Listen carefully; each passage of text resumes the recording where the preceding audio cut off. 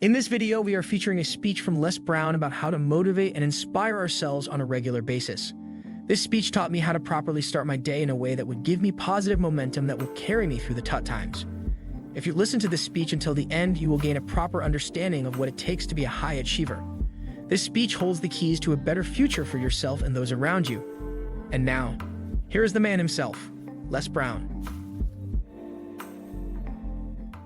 How do you motivate yourself? One of the things that we must do is that we must be involved in working on achieving self-mastery. You must work on yourself continuously. Never be satisfied with yourself. Always know that as you invest the effort and time on you, that's the greatest ability that human beings have above animals. See, a dog can't be anything but a dog. Tree can't be anything but a tree. Human being, you've got unlimited potential. You can put effort on you, and by concentrating on you and developing you, you can transform your life wherever you are right now. So you want to work on yourself. You want to read books that inspire you and motivate you. You want to listen to tapes over and over and over again. And I suggest that you listen to tapes when you first get up in the morning. You want to control the spirit of your day. When you first wake up in the morning, your mind is operating at 10.5 wave cycles per second. That's when the subconscious mind is most impressionable. Whatever you hear in the first 20 minutes when you wake up, that will affect the spirit of your day. When you listen to tapes, listen with relaxed belief, believing that this can happen for you. And by listening to them, listen to them over and over and over again, and you will get a breakthrough. And as you continue to work on yourself, you will begin to expand your vision of yourself. You begin to work towards self-mastery. And you will begin to see it reflect itself in all the dimensions of your life, your mental life, your physical life, your social life, in your relationships, your monetary life. So concentrate on developing yourself. Because if you don't, I guarantee you that you will make a settlement. And most people have. In addition to working on yourself, and as you work on yourself, you feel good about yourself, and as you feel better about yourself, you treat yourself differently. Develop a health plan. See, you can't feel well and do well if you don't have good health. You can't perform if you don't have your health. Your health is valuable. Develop a health plan. A plan that you will follow, because this is the only vehicle that you have to carry you through this experience called life. And you want to take good care of it because you love you enough. You care enough about you. And that's not easy. It is not easy having a health plan and sticking to it. But you're worth it doing it again and again and again. I have lost 22 pounds several times. Next thing is, as you take care of yourself, the next key is keys to motivation, to self-motivation. You want to live life with energy and passion.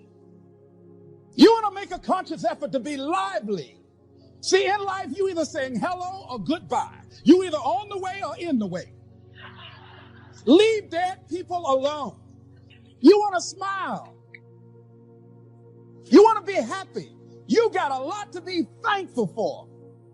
But you watch some of the faces around you every day. And I tell you, some of these faces, they will put you in a depressed state of mind. So you want to avoid these kind of faces.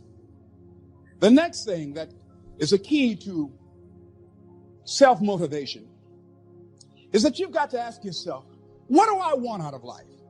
What do you want out of life? What do you want out of a job? What do you want out of a career?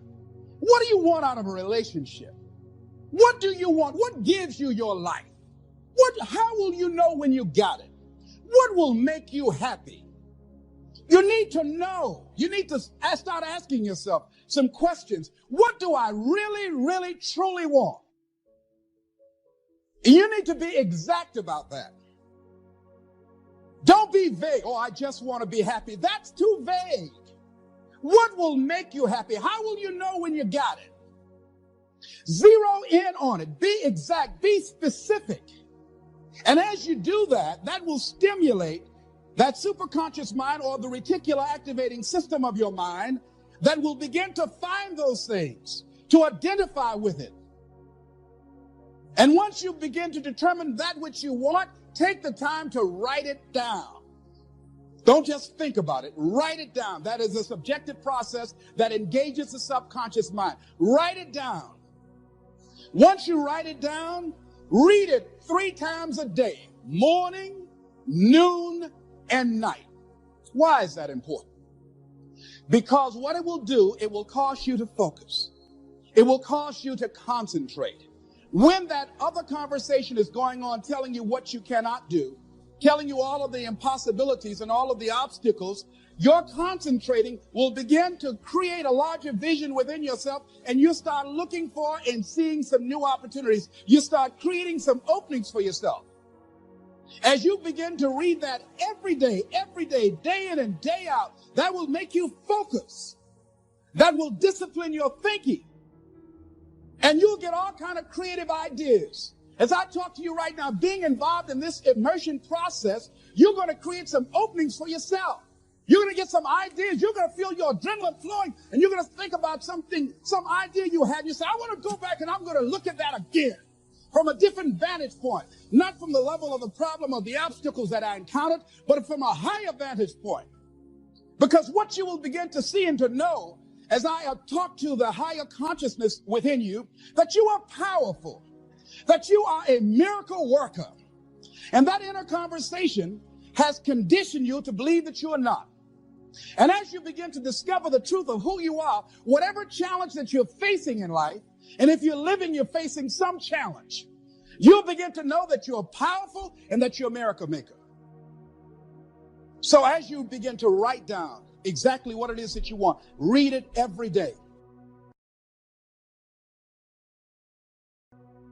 The next thing is, see yourself there. How will you feel once you get there? What will the experience be like for you? What will be different? What kind of person do you have to become in order to get there?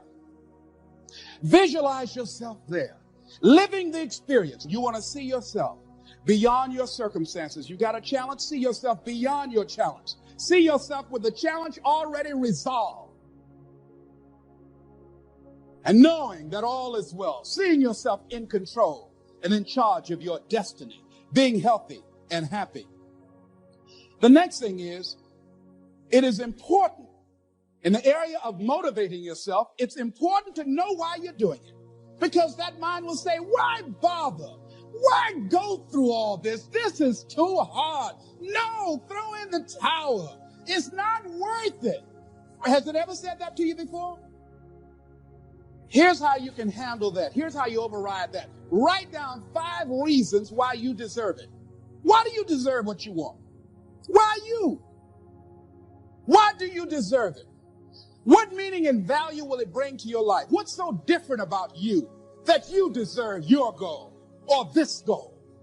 And when you write down those 5 reasons, when you have some down moments, and you're going to have them, when that conversation starts talking to you and it's going to talk to you, what you will do is you can pull that out and read it, and it will build you up. It will be your rod and your staff to comfort you through some challenging moments, because you're going to have some. Life will knock you between the eyes. It will catch you on the blind side, come out of nowhere, stuff you can't anticipate. That will knock the wind out of you. You want to give up. That's why it's important for you to work on yourself, listening to tapes, building yourself up, talking to yourself with power, feeling, and conviction, building yourself up day in and day out. The next thing is that whatever you do, you want to develop technical mastery. You want to be the best at what you do. You want to master it. See, part of self-motivation is you've got to find something that gives you a strong sense of competence. Well, you become known for that. You develop a reputation of being good at doing that. You set some high personal standards for yourself. You're not competing with anybody else. You're just unfolding yourself to be the best person that you could be.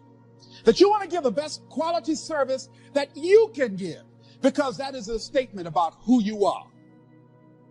The other thing that's the key to self-motivation is recognize the fact that you're going to get into some slumps. Recognize the fact that you're going to encounter a great deal of failure in life. It goes with the territory. But in the face of that, you want to be relentless. The next thing is that when you want something out of life, you've got to be willing to go into action. Don't wait around for things to be just right. Don't wait for things to be perfect. Don't wait for the ideal situation. It will never be ideal. There will always be a reason. Well, as soon as the children grow up, or as soon as I pay my bills, or as soon as I get my divorce, as soon as I get enough money together, do what you can, where you are with what you have, and never be satisfied. A lot of people never take a chance in life. They don't want to take any chances. They want the situation to be ideal. See, that's not walking by faith. That's walking by sight. If I can see it, I'll do it. No. A lot of people say, if I can see it, I'll believe it. No. If you believe it, you can see it. And don't be disturbed because no one else can see it. That's not unusual. That is ordinary. But because you want some different kind of results in your life, you've got to be willing to be unreasonable. If you want unreasonable results in your life, you've got to be willing to be unreasonable. Part of being unreasonable, you don't judge according to appearances. Part of being unreasonable, you can see it because you believe it. Most people won't do that. One of the keys to self-motivation that empowers you is that you want to find a cause larger than yourself. Find something that you can contribute to. Find something that you can make a difference because you can. Part of what feeds your larger vision, part of what gives you a reason for being, part of what gives you your life is being able to give something back. Say, I can't afford to give anything. You can't afford not to give. Give your time. I don't know exactly what I'm going to do, but I'm going over there. It's part of my tithing in the universe. Once you develop that special sense of mission, and that's what you develop when you're part of a larger cause than yourself, it drives you. You don't need an alarm clock to get up in the morning. You have special power. You go places and folk will like to be around you. They will know there's something different about you. When you go in, they'll say, hey, that's somebody important. I want to know who you are. I just want to be near you. That energy that you have, that consciousness that you will embody will affect everybody around you. You must be willing to do the things today others won't do in order to have the things tomorrow others won't have. That's why the book of life said the road to life is straight and narrow, and few there be that find it, because few there be that are willing to do the things today others won't do in order to have the things tomorrow others won't have. What are the things that others won't do? Number one, make discipline a major force in your life. Socrates said the undisciplined life is an insane life. The road to life is straight and narrow because few there be that are willing to discipline themselves. Here's something else that most people won't do. Make it okay to fail. A lot of people, 85% of people, allow their fear of failure to outweigh their desire to succeed. Now write this down. You don't have to be great to get started, but you have to get started to be great. The first time I stood up to speak, I stood up and my mind sat down. I looked at the audience and I panicked. You have something special. You have talents and abilities in you that you don't even know. So how do we begin to create wealth? Let me give you some ideas. Number one, write this down, knowledge. What knowledge that you have in this economy, part of what we need, that people are willing to pay you for that. Next is talent. What talent? My talent is talking. To me, my definition of success is doing what you love to do and find somebody to pay you to do it. So I find people to pay me to talk. I make more in 1 hour than 90% of the American public earn working for a whole year doing what I love to do. That I've developed my talent. You want to master your talent. Find out what it is that you love to do. I love to...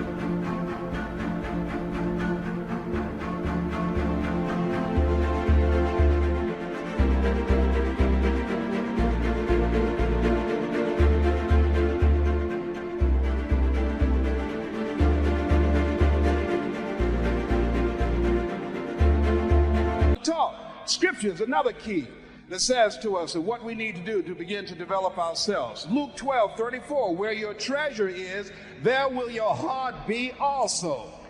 So what do you love to do? And then explore ways in which you can earn a living doing that. Cooking, writing, painting, working with numbers, working with people. The other thing is, not only must you have knowledge, talent, some skill, but the other thing that's important, faith to act on whatever your dream is. So the faith to act on those dreams, those desires. Here's scripture that I like very much. Proverbs 16th chapter, 3rd verse. Commit thy works unto the Lord, and thy thoughts shall be established. Commit means to carry into action deliberately. Commit means to make it happen no matter what.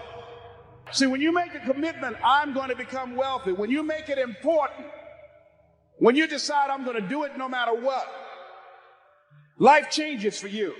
See, most people don't keep their commitments to their commitments. That's why they lead lives of poverty, lives of misery, lives of unhappiness. Socrates said the uncommitted life isn't worth living. So part of what you must do, whatever commitment, whatever covenant you make with God while you're here, to go back to be a better father, to go back to make a difference in the community, to go back to change your life, to decide not to ever to use drugs or alcohol again, to decide that you're going to begin to recreate yourself, that you're going to be reborn to a new state of consciousness. Whatever commitment that you make, keep your commitment to your commitment. No matter what. If it's hard, then do it hard. But keep your commitment to your commitment. First step is you got to live your calling. You got to decide what is it you love. Second thing is you got to work on yourself. Write this down under work on yourself. You don't get in life what you want, you get in life what you are. You have a job, you're generating $1,200 a year, or $2,000, or $500,000, whatever you earn, whatever you're producing in your life is a reflection of you. I can look at what you're producing and I can tell you a lot about who you are. See, when you leave here, you've got to make a commitment to be more fruitful, to be more productive, to make greater impact. So what will allow you to do that? You got to spend time working on yourself. In order to do something you've never done, you've got to be someone you've never been. That's why Scripture says you must be born again. You've got to die as you are now. You've got to be willing to give up who you are now for what you can become. Certain things will no longer fit into your life. There's no place for it. In order to do something you've never done, you've got to be someone you've never been. So you've got to spend serious time reading, writing your goals down, reading Scripture, anchoring yourself spiritually to handle the storms of life, because they're going to come. So every day you have to sell yourself and get out of your mind those old thoughts, that old belief system. Every day you've got to sell yourself on that it's possible. That you got to put a new mind in you. You got to get out of your mind. You got to begin to restructure your thinking. Every day you've got to begin to recondition your mind. See, let me share something with you. The easiest thing I've ever done was to earn $1 million. The most difficult thing I've ever done was to believe it could happen to me. That was the most difficult part, to believe. Given the fact that I was born in an abandoned building on a floor, being labeled educable, mentally retarded, not having any college training, I used to feel...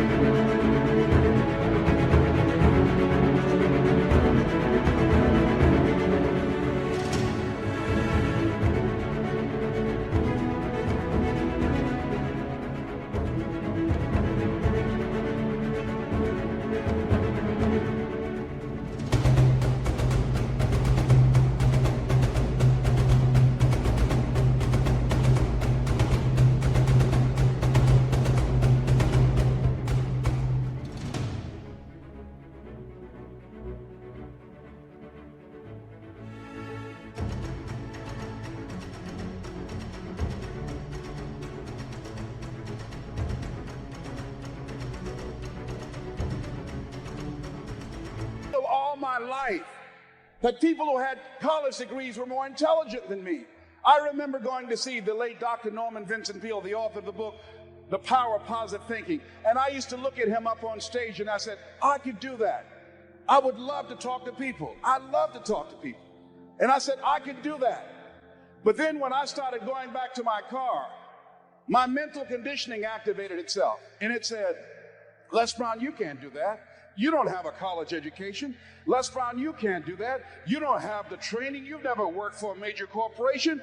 You can't do that. What makes you think you can earn $5, $10, $15, $20,000 in an hour? You don't earn that now working for 2 or 3 months. What makes you think that you can speak for AT&T, Procter & Gamble, McDonald's Corporation, General Electric? These are clients I have now. You've never even worked for them. How many of you ever thought about something you wanted to do and you talk yourself out of it? Raise your hand if you know what I'm talking about. That inner conversation is what's going to haunt you. After standing here and saying, I can do all things through Christ who strengthens me. After saying that again and again, we are more than conquerors. That inner conversation will cause you, when you leave here, to go back leading a life of mediocrity, leading a life of unproductivity, leading a life of poverty. See, we live in a world where we believe that bad things are supposed to happen to us. I remember at a point in my life, Bishop, when things are going good for me, and I said, this is too good to be true. Something is bound to happen. Guess what? It did. Watch your words. Watch what you say about yourself, about your affairs. Be conscious of that on a daily basis. Why? Because your words are powerful. In the beginning was the Word. Life and death is in the tongue. Watch what you say. Never say I'm broke. Say I'm overcoming a cash flow problem.